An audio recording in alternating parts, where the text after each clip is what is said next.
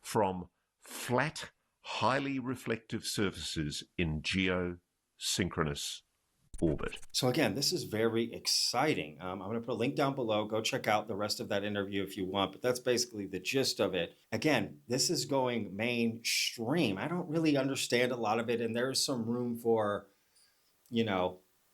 error here, right? But the fact that this is at a level of where it's at and what's being studied is absolutely exciting, right? This could be proof of non-human intelligence sort of right in our atmosphere. Probes, alien probes up there, alien satellites. I don't know. Observing, watching, coming down. I don't know.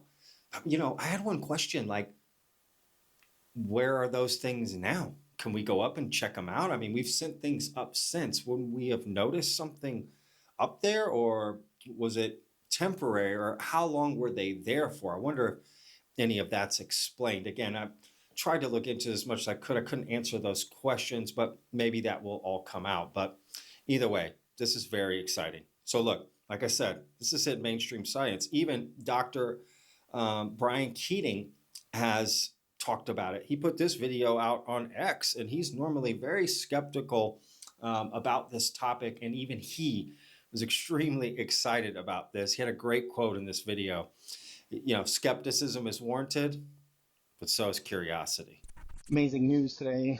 Report on it before I teach class today, and that's that potentially extraterrestrial objects were detected in 1952, 5 years before Sputnik.